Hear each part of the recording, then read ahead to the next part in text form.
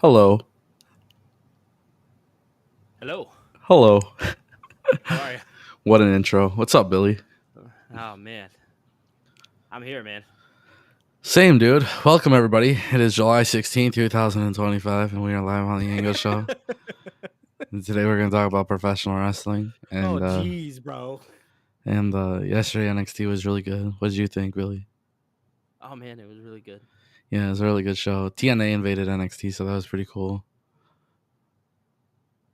Yeah. TNA did. Yeah. We seen the system. We seen Masha. I mean, there was a lot Yeah. on NXT. Yeah, it was really Also, cool. some interesting Tony D'Angelo stuff. I like that. That match was really good, bro. What did you think of that match? I thought it was really good, and I think we're going to see our good friend Tony D'Angelo called up to the main roster. Yes, we are, ladies and gentlemen. It is the Ango Show. We're going to wake the fuck up and talk about some professional wrestling. Tony D'Angelo going to the main roster. Probably should go to the main roster at this point. A lot of stuff to talk about. TNA invaded NXT. And to be honest with you guys, it was a fucking awesome episode. But we're going to just talk about a whole bunch of randomness. I ain't even going to lie. I ain't going to hold you guys. My head be hurting like crazy today. And, freaking yesterday, I think yesterday between YouTube and TikTok, I was literally on the computer from like 8 a.m. till midnight, just dead ass working like crazy. And now my head hurts. So before we even like start talking about the show and stuff like that, there's obviously a lot to talk about. Shout out to everybody joining us in the chat. I appreciate you guys. We have our super chat goal active, all that good stuff. But there was just something I have to talk about. So Billy, I'm just going to ask you. Mm-hmm. Did you see the picture of Santos Escobar? No, I didn't. Okay, everybody needs to take a look at this. Santos Escobar shaved his beard. This dude looks like Elias's fourth brother. Absolutely insane. I don't know what the hell this dude was thinking, but he shaved off his beard. He posted it on Twitter, and this guy just completely looks different. And I don't know. I thought it was funny as hell. I don't know what WWE's got cooking with Santos Escobar, but literally he looks like he could be Ezekiel, Elias, you know. Like, I don't know what else to say, bro. The dude looks so crazy. You gotta check my Twitter for it. Yeah, I'm gonna go look. Crazy, bro. Dude, hilarious. Santos Escobar, didn't he come in like that originally? Like, didn't he not have a beard originally? I don't know. I don't remember, I swear. But obviously he took off the mask, when he came into NXT. But I'm pretty sure he had the beard. I don't know. This just looks so funny. I started laughing when I saw it. Oh, dude. Santos with no beard. Shout out to that guy. I remember him having the mask. I can't recall if he had the beard or not. I don't think he did. Yeah, I don't know. Santos Escobar got the new look. And I'm going to be honest with you. These wrestlers, sometimes they be doing some funny shit like that. So that's how I want to start my NXT live show.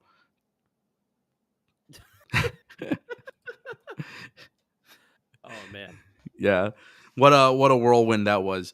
Toledo Channel kicking things off with 100 rupee super chat. He says, "Get well soon, Trick Williams, in advance. After next Tuesday, Uncle Taker is waiting for you. Will he be TNA champ that night? If not, Trick is crashing." Dude, I thought that was so cool. The whole thing of him. I thought it was cool how they mentioned it too.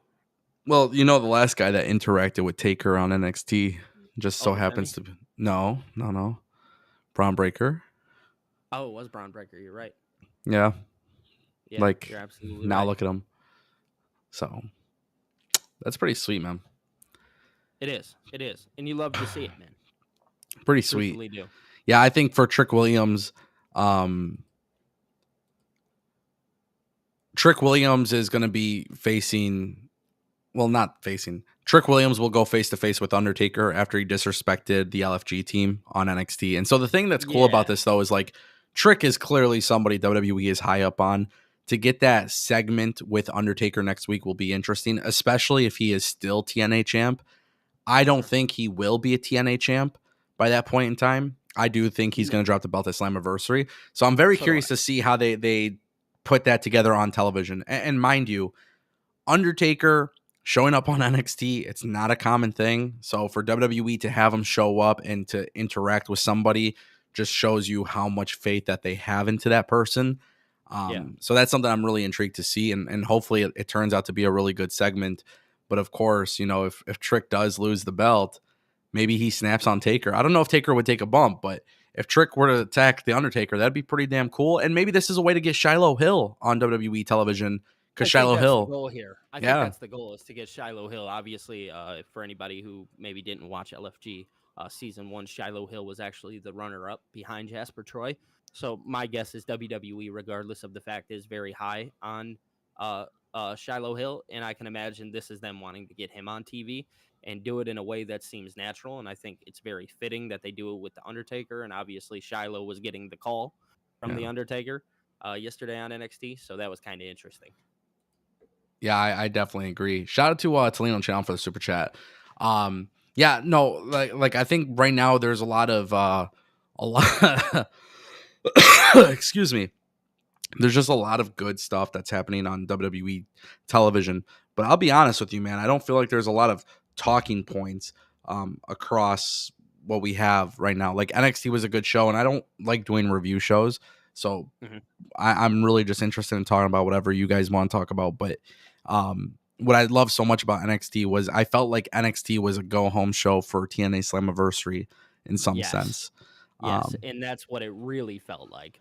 Without them saying it, that's bringing in the system, bringing in Masha, just having the TNA championship, the TNA Women's Championship, just kind of all mentioned in that show. It did feel like the go home show for Slammiversary, and what Slammiversary they've had their best ticket sales to date, correct? yeah, Um, yeah, so I mean, obviously Slammiversary is going to be a big show, and you gotta prop WWE here for giving them that light to allow them to come on TV and really promote their show. Obviously, WWE is going to have their own talent on the show, so it would be very much worth it for them to promote it. But at the end of the day, like this partnership, it's not something that has to exist. They're choosing for it to exist. So I think it's really cool that they're choosing to do this. And I think you mentioned it in a video.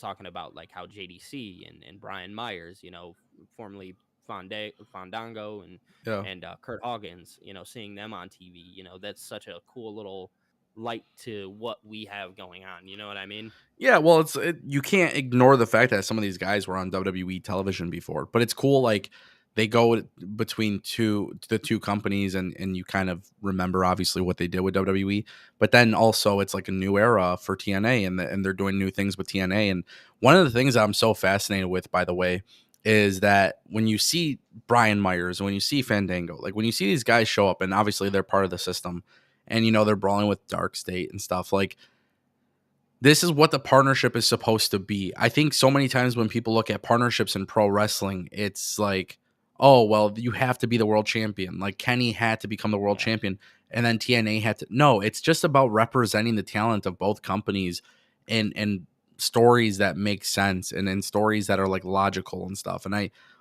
genuinely mean this. Like the TNA NXT WWE partnership has been so enjoyable because of the fact that it's like WWE might look good sometimes, but TNA also looks good at times. And creatively, you got to figure out a way where you cannot damage both companies through your booking, which is a very difficult task for any company that does a partnership. But I feel like WWE and NXT has kind of figured it out.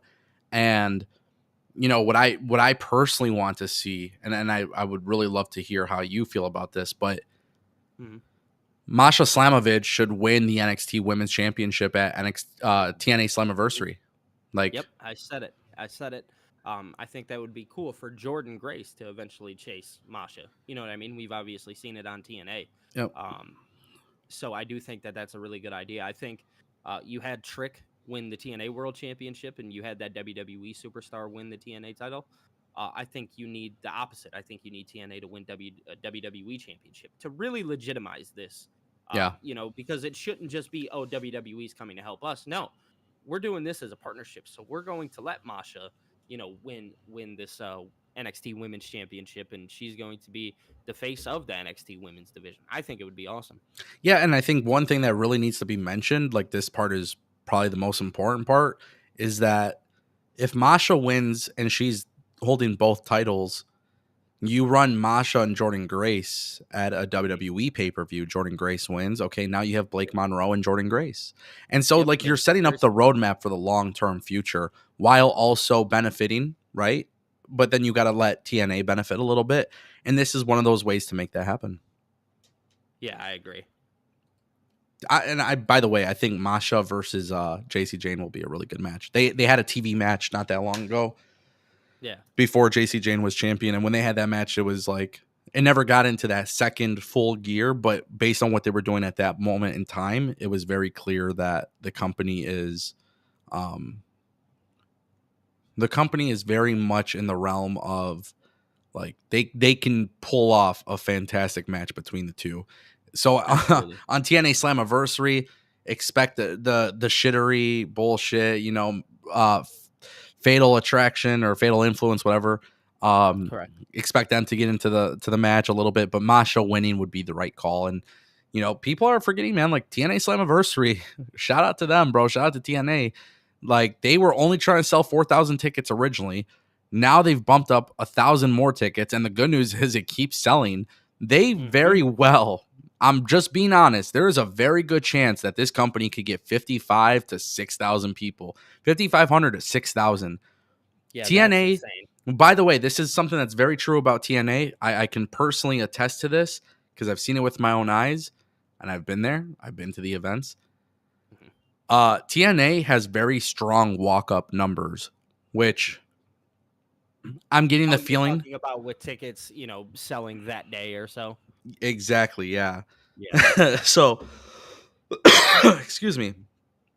I genuinely believe that, like, there's a very, very, very good chance that they can pull up. I think, don't be shocked if they get to 6,000. Honestly, that would be massive. And really, like, now you have the AJ Styles tease and whatever. Like, dude, there's just so much stuff. Like, Slammiversary, I think people are kind of sleeping on because a lot of the conversation last week was All In and Saturday Night's Main Event and Great American Bash and Evolution. But TNA is going to go uncontested Sunday. They're going to get a lot of attention. A lot of people are going to see how they put this show together and how they book it and how they do the matches. And a lot of people are going to be very curious to see what the stage looks like in the arena. But this I'm is, actually very interested myself. I don't think TNA will do it, but it would be really dope for TNA. And if they need WWE's help, like, if I were WWE, I would say, hey, listen, logistically, like, we'll help you. Man, give them the biggest stage possible for Yeah, Slammiversary. man, make it big. Yeah. Like, try I to agree. go if they need WWE's help. I don't know if they need WWE's help in that regard, but if you do, go to WWE and say, listen, this is a big show. We're, like, this is going to be a game changer, especially for our partnership. Let us use some more LED screens. Let us, just, I have a very strong feeling that they're going to come correct. And Well, because that is technically and correct me if I'm wrong. Again, I'm very limited on TNA ball knowledge, but yeah, I do got some. You know what I mean? That is their version of WrestleMania to them, correct? Like, that's where all their big stories culminate normally. no, so kind of. I'm not saying no, because the thing is with TNA, historically speaking, it's like people say Bound for Glory is their WrestleMania. That's okay. Yes. Okay. People say TNA Slammiversary is their WrestleMania. I have always believed that Bound for Glory is like their that's where, like, the big thing is. However, TNA Slammiversary would be, in my opinion, like their SummerSlam. Okay. So That's fair. It's like their second big pay-per-view. Now, the fact that this is not even their WrestleMania and they're doing so well with ticket sales tells me, it says a lot about them, about a company. And here in a year's time, we could be looking at them going to an actual arena. This is an actual arena. They're at UBS Arena. Are they at UBS? This is UBS Arena, my boy. Oh, jeez. Yeah, this is the same. But really, what I'm saying is, don't be shocked if they're going and selling 10,000 tickets by next year. Okay, I'm gonna pump the brakes on that as a TNA guy. I'm gonna pump the brakes on that. So, are you really? Yeah. So the thing is, I'm never gonna say never. I do think at some point TNA could very well get to that point. I think they need to strengthen their roster just a little bit with some bigger draws for that to happen. Yeah. But if you are TNA and you continue to do well with this partnership with WWE, anything is possible. Yeah, anything is truly possible. But what I would say is be very, very excited about the potential possibility of TNA getting to the point where this kind of becomes, for their pay-per-views at least, a regular occurrence. And the beauty of that, by the way, is the fact that having those partnerships and being able to work with international partners too. Correct. But yeah, it's like, as somebody who watches TNA and is a very, very, very, very, very avid TNA guy, like, I can genuinely say with all my heart, like, it's baby steps, right? Like, I could find the video from 2 years ago. Guys, I can tell you the future direction of where TNA is going based on my conversations with people in TNA. And and I remember even I told you, I was like, so get ready, bigger venues, more live. They're searching for a TV deal and they're preparing for that. I was about And to say, they're definitely preparing for a TV deal. yes, and we're getting very, very, very, very close to that. So now we're in a situation that's really cool with TNA, is the fact that, like, it's baby steps. It doesn't happen overnight. You have to do the right things. What I think helped so much was WWE's relationship with them kind of helped accelerate things. And let's be real, if you're WWE, you have a partnership with TNA. Why would WWE buy TNA? It doesn't make sense. But if TNA and WWE are in partnership and, you work together and you're allies, now you have a very good chance of trying to diminish AEW as much as possible. Now, a lot of wrestling fans will just sit here and disrespect me by saying, well, that's never going to happen. But if AEW falls through the cracks and WWE is backing TNA on such a different level and they get a better TV deal, well, maybe arenas for pay-per-view with 10,000 seats actually isn't, like, unrealistic, Correct. So that is something to consider. That is something that people got to, like, look into. And the thing that's, I'm just saying, don't think it's out of the realm of possibility. nothing in the world of wrestling is out of the realm of possibility. Exactly. I know one thing that often gets brought up too is, like, the old era, with Hogan and stuff like that. But it goes to show you, far gone too. It's so far gone, but it goes to show you how sometimes talent is not always the solution. So, like, nope. With TNA, a lot of people are like, oh, well, Mercedes should have been there, or Will Ospreay or AJ, or somebody needs to sign there. Well, no, if you sign there and, you kind of pull the Hulk Hogan, Eric Bischoff thing, that's not necessarily good. Name value is only as good as the person who's actually there. So, like, Correct. I genuinely believe in 2025, it's not about the roster anymore. I genuinely believe it's a way, like, the companies handle themselves and their booking. I was about to say, it's how you book, it's how you manage, it's all those things. Like, absolutely. That's a discussion that we've had through WWE, AEW, TNA. I fully agree. Talent isn't necessarily the thing anymore because, a lot of people, and I'm sorry, I know you wanted to go for a second, but a lot of people, they viewed the CM Punk situation as like, oh, well, without CM Punk, AEW isn't going to be able to last. And don't get me wrong, they were rocky, you know what I mean? But it looks like they're trying to pull themselves out. So if you ask me, it has nothing to do with that. It's about how you book your show and how you manage it. And so CM Punk is a very rare circumstance. He's an anomaly because obviously he spent so many years outside of wrestling and then came back, but he really deeply impacted AEW. But like, even that though, like, WWE lost Mercedes Moné, they lost Sasha Banks, that didn't hurt WWE in the slightest. They lost Adam Copeland, that didn't hurt him in the slightest. Like, talent, I hate to say this, but it's like any job. Like, talent at this point, there's very few employees of a company that can be let go where it doesn't affect the company. Like, if WWE lost Roman Reigns to AEW, that fucking hurts, but I think that is true. I think, like, when you're TNA, you have to kind of, that you're not going to have the biggest free agent signings. So this is where, like, guys like Mike Santana come in and they do a great job, and Joe Hendry come in and do a great job. And, like, they build guys up to a point where, for being the third big company in North America, they do a really good job of holding it down. TNA is always going to be 1 or 2, 3 big names away from true success, but at the same time too, when you have that partnership with WWE, if WWE can lend talent like the way they have been, it's not that deep of an issue, right? So for example, WWE gets the WrestleMania moment with Joe Hendry. Well, hey, now it's like AJ Styles might show up at Slammiversary. That genuinely is huge, especially if he were to start a program at Slammiversary. You know, Correct. especially if AJ Styles were to beat Dom Mysterio for the Intercontinental Championship and then show up and defend it at Bound for Glory. You know, like Mhm. there's a lot of things that you can do. And honestly, like if I were TNA, and maybe this is something that people would like, maybe they wouldn't like it, I don't know. But like if I were AJ Styles, I show up to TNA Slammiversary, big pop, right? Massive pop, Mhm. music hits, go in the ring and do an open challenge. Yeah. And he should win the match. AJ shouldn't lose on TNA territory, but it should be somebody who like TNA believes in. For example, Leon Slater, cough cough. Leon Slater Yeah. goes and has a tremendous match with AJ Styles. AJ beats him, gives him a nice little rub, and shakes his hand. And then TNA should be immediately pushing Leon Slater right after that. Yeah. Like you got to create those moments because you're not going to have Will Ospreay, you're not going to have Mercedes, you're not going to have those massive names, but you can utilize those opportunities through the partnership with WWE. Absolutely. 100%. 100%. Definitely more to talk about with that. Toledo Channel did drop a 40 rupee super chat. He says Crucifino needs an upgrade if done correctly equals win. I'm actually very impressed with that triple threat match. Me too. But Tony D'Angelo really shined, and that's Big time. I loved his That was the entrance most. and like That was the most important thing, was getting Tony to shine in that match. If you want me to be honest.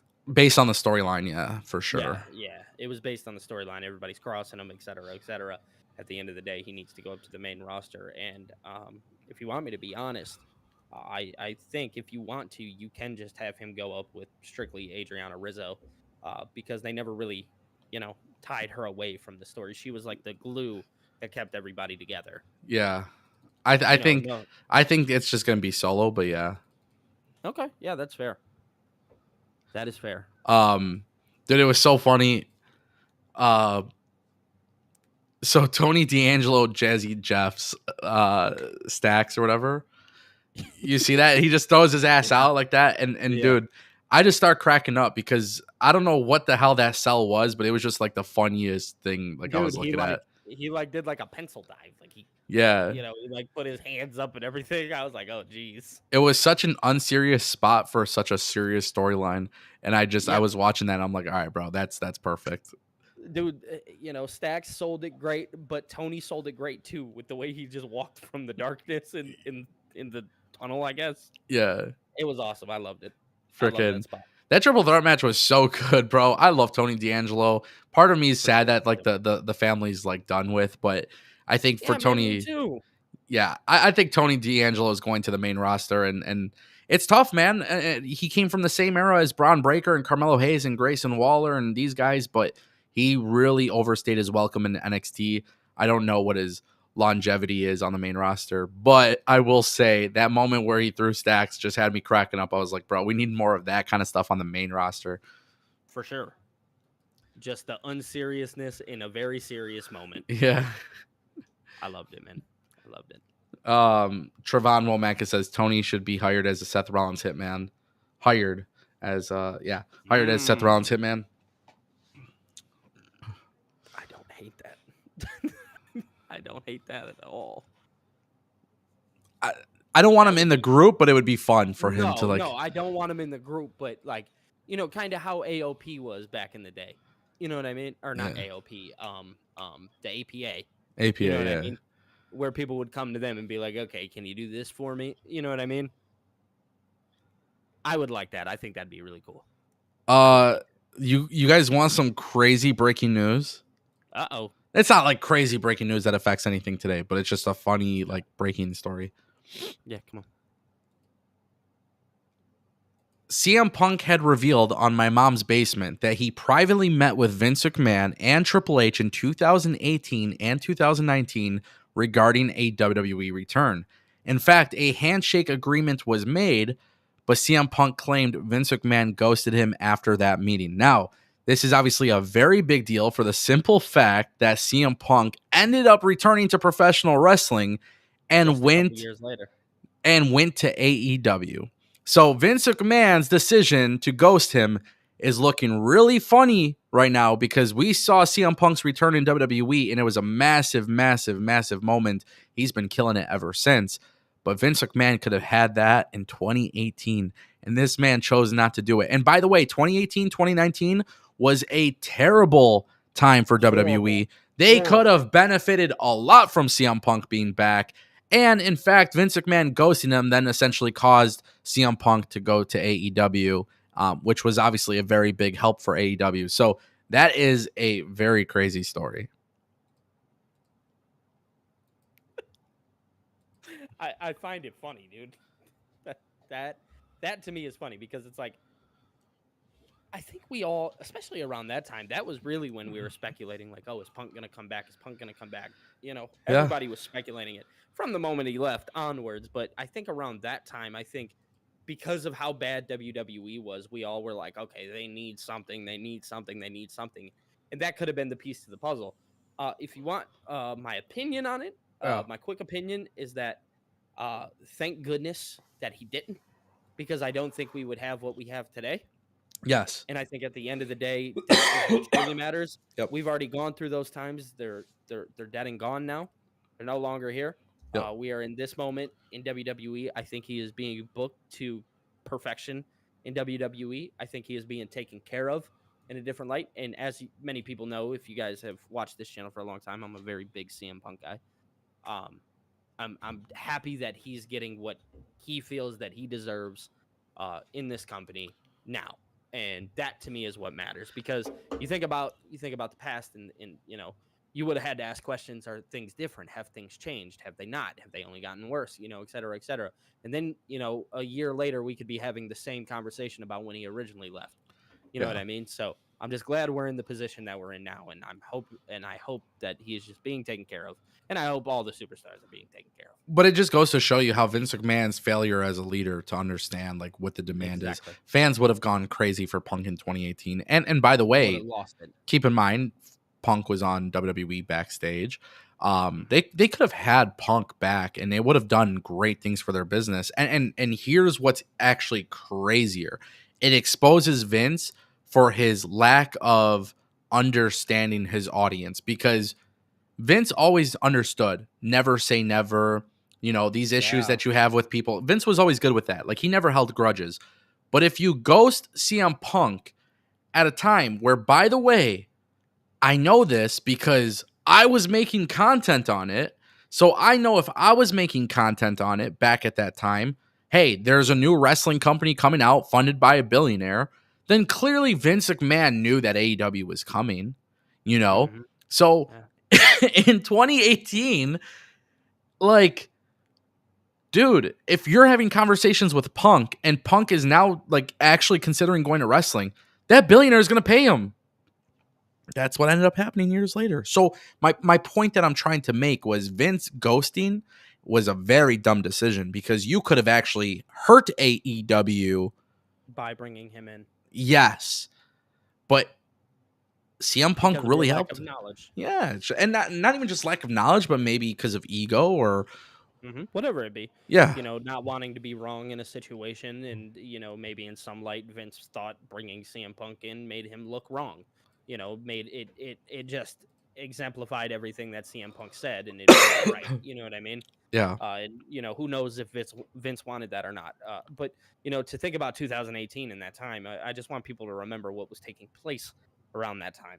2018, if you guys remember, I personally wasn't a fan of what happened. You know, I know people probably have their own, but we had a match between the Undertaker and John Cena at WrestleMania. If anybody remembers that, WrestleMania I was there. 34.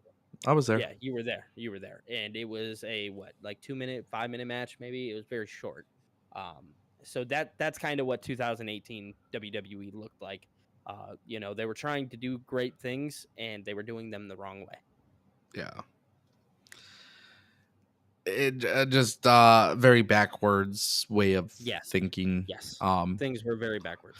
There was some good stuff in WWE at the time, and then there was also a lot of bad stuff too. So it's like CM Punk would have fixed a lot of that, you know. Exactly. Vince is just a weird guy. Vince is a very weird guy. Weird gentleman. And very weird. Again, that was just him just being the way that he is, and for sure. Agreed. I don't know. Agreed there, brother. It is what it is. So I don't know. Right now, currently, as we speak, I'm getting like very, very, very bad thunderstorms near my area. Oh, are you? I am. And so what I would like to do is, because I didn't want to go too long of today's stream. Um, I'll get some clips uploaded and stuff like that. But I have like other things that I have to get done because of the thunderstorm. I don't want it to like delay me any longer. So what I would like to do is cut the stream a little bit early today. We'll make up for it tomorrow because tonight is AEW Dynamite and there's going to be a lot of stuff on there. Which, by the way, maybe there's a good chance that maybe I can join you on your watch along. Yeah, dude, I would love to have you if that's something that you would like to do, man. I would love to have you. I think that'd be awesome. Yeah. But it's just like thundering really bad over here. So I'm like I said, I got it. I'm not far from you. I don't have that yet, but I do see a lot of clouds in the sky, so I can imagine. Oh, dude, it's ripping over here. I hear like crazy, and my phone came off with the thunderstorm warning. Yeah, but the thing is, I know I have some other stuff to get done, and I know the thunderstorm will delay me a little bit more. Yeah, so I just got to be a little bit more proactive. But what we'll do is tomorrow, for sure, we'll be live 12 p.m. We're gonna talk about a lot of stuff. I'll do a watch along tonight. I think will be fun. Let's go. Yeah, I think that would be kind of fun. You've been trying to get me on. Let's do it for AEW, especially because tonight's episode, it's going to be a very important episode for them. All in. Of course. And then, we'll be back. And if you guys aren't subscribed to Billy, make sure you guys subscribe to Billy.